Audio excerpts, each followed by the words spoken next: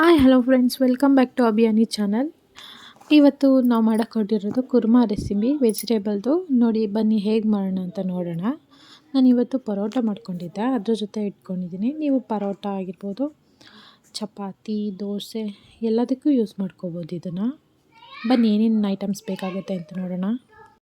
ಸ್ವಲ್ಪ ಕೊತ್ತಂಬರಿ, ಪುದೀನ, ಈರುಳ್ಳಿ, ಬೆಳ್ಳುಳ್ಳಿ, ಗಸಗಸೆ, ಚಕ್ಕೆ, ಗೋಡಂಬಿ, ಮೆಣಸಿನ್ಕಾಯಿ, ಕಡಲೆ, ಸೋಂಪು, ಕಾಯಿ ತೊಗೊಂಡಿದ್ದೀನಿ. ಆದಷ್ಟು ರುಬ್ಕೊಳ್ಳೋಕ್ಕೆ ಅಂತ ತೊಗೊಂಡಿದ್ದು.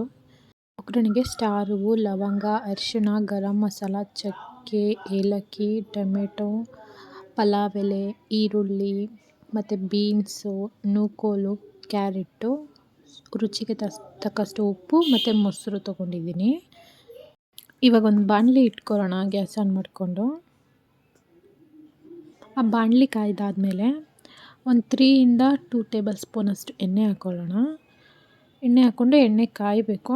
ಎಣ್ಣೆ ಸ್ವಲ್ಪ ಕಾದ್ಮೇಲೆ ಅದಕ್ಕೆ ಈ ಮಸಾಲೆ ಏನೇನಿರುತ್ತಲ್ಲ, ಚಕ್ಕೆ, ಲವಂಗ, ಸ್ಟಾರ್ ಹೂವು, ಏಲಕ್ಕಿ, ಪಲಾವ್ ಎಲೆ ಒಂದು ಸ್ವಲ್ಪ ಫ್ರೈ ಮಾಡ್ಕೊಳ್ಳೋಣ. ಸ್ವಲ್ಪ ಘಮ ಬರೋ ಥರ ಫ್ರೈ ಮಾಡ್ಕೊಳ್ಬೇಕಾಗತ್ತೆ.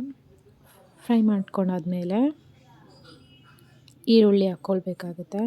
ಹೆಚ್ಚಿಟ್ಕೊಂಡಿರೋವಂಥ ಈರುಳ್ಳಿನ ಹಾಕ್ಕೊತಾ ಇದ್ದೀನಿ ಉದ್ದುದ್ದಕ್ಕೆ. ಅದನ್ನು ಹಾಕ್ಕೊಂಡು ಚೆನ್ನಾಗಿ ಫ್ರೈ ಮಾಡ್ಕೋಬೇಕು. ಸ್ವಲ್ಪ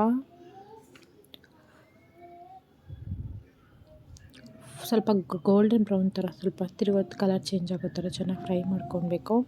ನಂತರ ವೆಜಿಟೇಬಲ್ ಏನೇನು ಕಟ್ ಮಾಡ್ಕೊಂಡಿರ್ತೀನಲ್ಲ ಅದನ್ನೆಲ್ಲ ಹಾಕ್ಕೊತಾ ಇದ್ದೀನಿ ನೋಡಿ. ಕ್ಯಾರೆಟು, ಬೀನ್ಸು, ನೂಕೋಲು, ಹಾಗೆ ಸ್ವಲ್ಪ ಅದಕ್ಕೆ ಗರಂ ಮಸಾಲ ಮತ್ತು ಅರಿಶಿಣ ಪುಡಿನೂ ಹಾಕ್ಕೊತಾ ಇದ್ದೀನಿ. ಅದನ್ನು ಹಾಕಿ ಚೆನ್ನಾಗಿ ಫ್ರೈ ಮಾಡ್ಕೊಳ್ಬೇಕು. ಇವಾಗ ಕಟ್ ಮಾಡ್ಕೊಂಡಿರೋವಂಥ ಟೊಮೆಟೊ ಇದೆಯಲ್ಲ ಅದನ್ನು ಸಹ ಸೇರಿಸ್ಕೊತಾ ಇದ್ದೀನಿ ನಾನು. ಎಲ್ಲನೂ ಹಾಕ್ಕೊಂಡು ಚೆನ್ನಾಗಿ ಹಸಿ ವಾಸನೆ ಹೋಗೋ ಥರ ಚೆನ್ನಾಗಿ ಫ್ರೈ ಮಾಡ್ಕೊಳ್ಬೇಕಾಗುತ್ತೆ. ಸ್ವಲ್ಪ ಬೇಯಬೇಕು ಅದರಲ್ಲೇ ಅದು. ಹಾಗೆ ಸ್ವಲ್ಪ ಮೊಸರು ಹಾಕ್ಕೊತಾ ಇದ್ದೀನಿ. ಮೊಸರು ಹಾಕೊಳ್ಳೋದ್ರಿಂದ ಎಲ್ಲ ಸ್ವಲ್ಪ ಸಾಫ್ಟ್ ಆಗುತ್ತೆ ವೆಜಿಟೇಬಲ್ ಎಲ್ಲ. ಸೊ ಹಾಗಾಗಿ ಮತ್ತು ರುಬ್ಬಕ್ಕೆ ಸ್ಟಾರ್ಟಿಂಗ್ ಹೇಳಿದ್ನಲ್ಲ, ಅದು ರುಬ್ಕೊಂಡಿದ್ದೀನಿ ನಾನು. ಅದಕ್ಕೊಂದು ಸ್ವಲ್ಪ ಉಪ್ಪು ಹಾಕ್ಕೊಂಡು ರುಬ್ಕೊಂಡಿರ್ತೀನಿ ಆ ಸ್ಪೈಸಸ್ಗೆಲ್ಲ. ಅದನ್ನು ಹಾಕ್ಕೊಂಡು ಚೆನ್ನಾಗಿ ಫ್ರೈ ಮಾಡ್ಕೊಬೇಕು. ಉಪ್ಪು ನಿಮ್ಗೆ ಎಷ್ಟು ಬೇಕೋ ಅಷ್ಟು ಹಾಕ್ಕೊಳ್ಳಿ. ನಾನು ಮಸಾಲೆ ಅದಕ್ಕೆ ರುಬ್ಬಕ್ಕೆ ಹಾಕ್ಕೊಂಡಿದ್ದೀನಿ, ಹಾಗಾಗಿ ಇವಾಗ ಆ್ಯಡ್ ಮಾಡ್ಕೊತಾ ಇಲ್ಲ.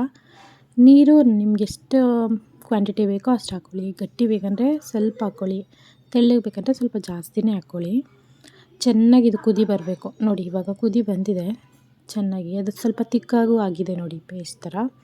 ಇವಾಗ ಇದು ರೆಡಿಯಾಗಿದೆ ಅಂತ. ಇವಾಗ ನಾನು ಪರೋಟ ಜೊತೆ ಮಾಡಿದ್ದೀನಿ ನೋಡಿ. ಇವಾಗ ಪರೋಟ ಜೊತೆ ತುಂಬ ಚೆನ್ನಾಗಿತ್ತು ಗ್ರೇವಿ ಆ್ಯಕ್ಚುಲಿ. ನೀವು ಸಹ ಈ ಥರ ಸಿಂಪಲ್ಲಾಗಿ ಟೇಸ್ಟಿಯಾಗಿ ಟ್ರೈ ಮಾಡಿ. ವಿಡಿಯೋನ ಲೈಕ್ ಮಾಡಿ.